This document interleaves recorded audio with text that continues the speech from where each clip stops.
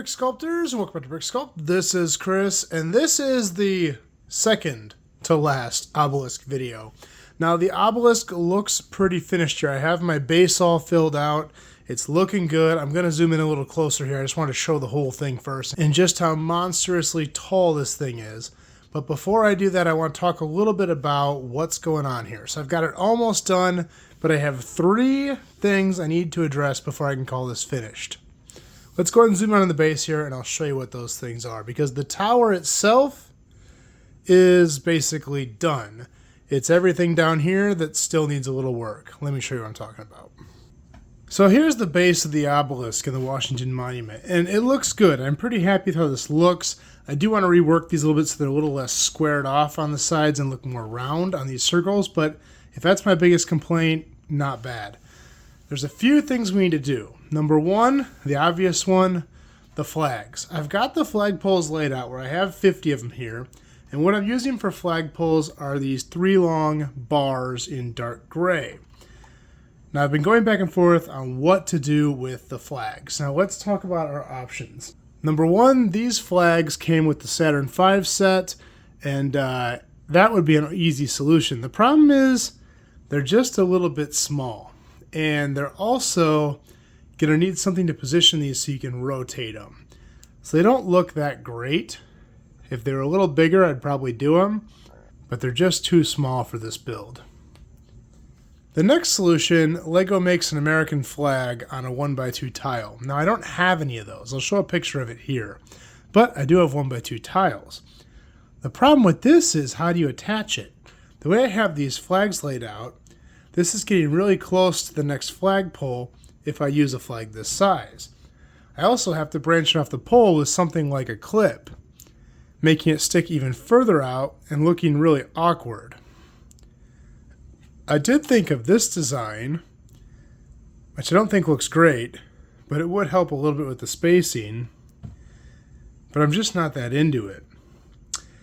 So what am I going to do? Well, I think some of you are going to dislike this, and I'm sorry, but I think it's the best looking option. Last night I printed off some sample flags, and I printed them where you can fold them and make a double-sided flag. And I have a couple different sizes here I cut out that I really thought would work well. This one here is a bit big, but it does look decent with this flagpole.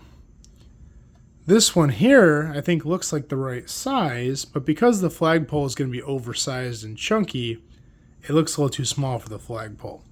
So I think this size here is what I'm going to do. I thought about using a thinner flagpole, and my go-to was the wand piece.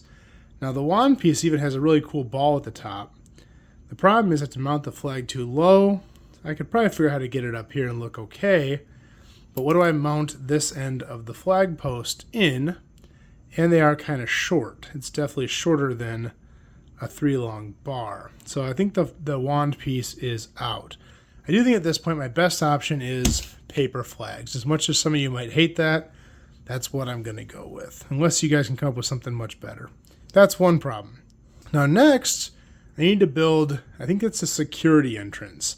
They added a little box on one side that's kind of a security gate to get into the tower.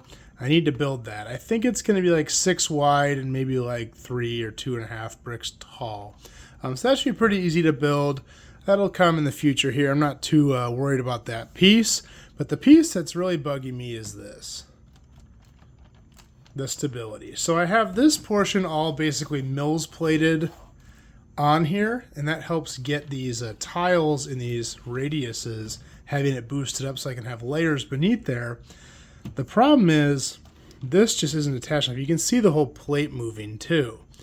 And the way I have this on here right now, it's basically just 4 Technic pins going into 4 of these 4x4 round pieces that have the Technic connection in the middle. Now, this is not sturdy enough. I need to make this at least 2 layers high. So I need to boost this whole thing up, which means I have to rebuild all of it. And I need to make this stronger. So I'm going to show you kind of my idea how to do that. First, let's pull this out. I do have these connected with pins. And it makes for a pretty solid base, but it's just not enough to connect this big, heavy obelisk. I may have to make these pins longer too, but I'm really dreading doing that because I kind of don't want to have to take this thing apart again. It is a lot of work to take this apart and put it back together. So hopefully I can just use what I have here and it will work well, but we won't know until we rebuild the base. Let me show you how I plan on doing that.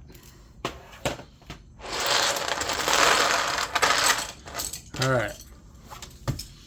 So here we go. The hard part, finding the middle here. 5, 3, we got to go one that way. 3, 1 forward. Cool. All right, there's the middle. Now, a couple things. I need to make this too high, and I want to spread this out just to give more grab to the base plate. The way I'm going to do that is I'm going to use these. I'm just going to attach these off the sides of each of these.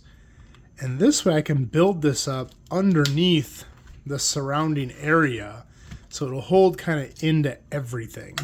Because the whole thing's going to be boosted up at least a brick, if not more, all the way around.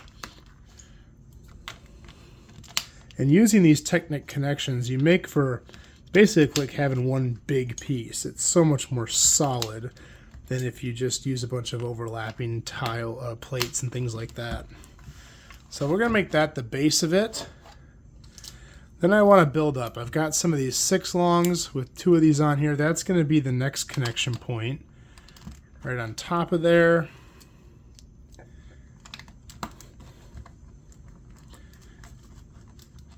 You can see this is not going to flex the base near as much. Put some of this around it. Fill in. It doesn't matter what color it is, you're not going to see it. But that is pretty solid. Let's go ahead, and I can use a little bit longer pegs now. This might still be a problem. I might still have to go longer on these and have them go up into the obelisk, which would mean I have to rebuild the entire bottom of the obelisk. That missed. There we go. So you can see, and this will be sitting on flat surface. This will be a little bit more secure than this, but you can see the plate is not flexing near as much, and I'm going to have this built down in, and I'll probably connect this layer too once I get it all built out. So I think that'll be a lot stronger. The only thing I may have to add is, like I said, longer Technic pins going up in deeper to the obelisk. But I think this will do it. Now I just got to rebuild everything. So like I said, this is the second to last obelisk video. I know it's been a long time since I've done one of these, and I get asked all the time, when the heck am I going to finish this thing? As I've said in my pencil videos, I'm really good at starting stuff and really bad at finishing it. So I got a little sidetracked with the new Lego room, with the new Lego city, and all these various projects, and kind of forgot about the obelisk. But it's okay. We're going to finish this thing, and I got to find a place to put it. That's going to be the next challenge. So don't worry. It is coming soon. I just got to work on this base here, get this done, and we will have a completed Washington Monument. Well, thanks for your patience, guys. I hope you guys like this video. If you have any questions, please feel free to ask below. I'll do my best to answer them. If you like this video, please like and subscribe. I'm going to do more just like this in the future. That's all I have for this time, and we will see you next time.